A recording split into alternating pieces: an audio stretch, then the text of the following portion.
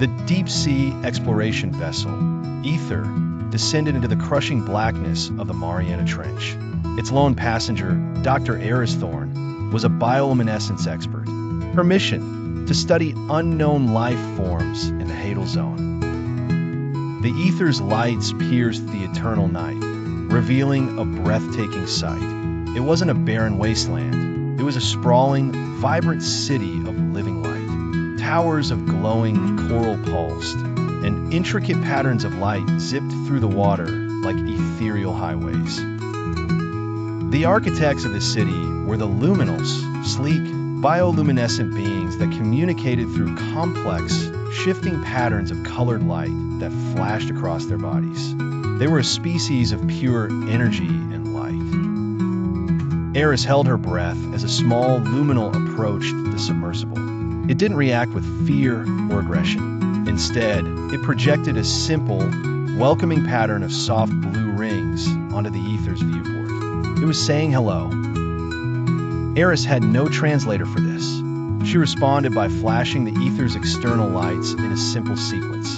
On, off, on. The luminal responded with a delighted, shimmering cascade of gold light. A dialogue had begun.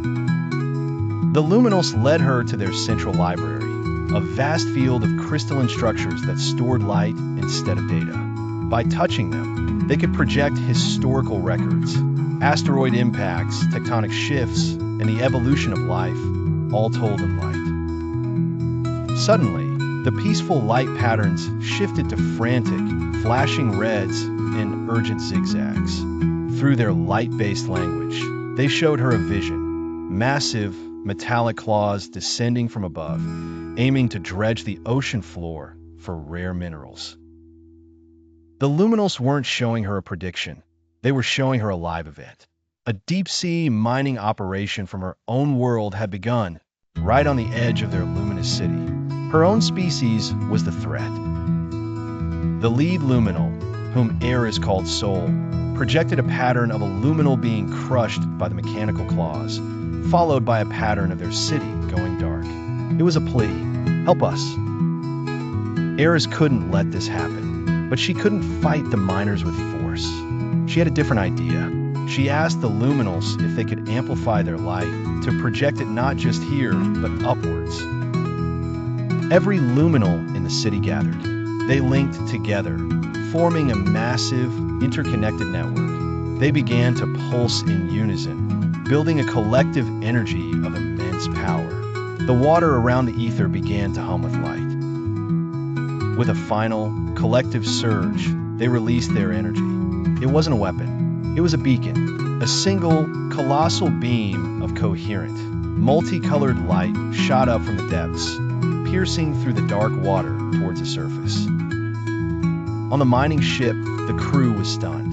A brilliant, impossible pillar of light erupted from the ocean right next to them. Their sonar went haywire, and their equipment malfunctioned in the powerful energy field. They had no choice but to retreat from the unexplained phenomenon. The light faded. The Luminals were weakened but safe. They had communicated in the only language the surface world might understand. A display of power and beauty so grand it could not be ignored or destroyed. Aris returned to the surface, not with data, but with a mission. She became the voice for the voiceless, advocating for the Luminals and the protection of the deep ocean. She showed the world the blurred, incredible footage of the light beacon. The deep-sea mining project was canceled. The world knew only of a mysterious deep-sea light show, a natural wonder to be protected.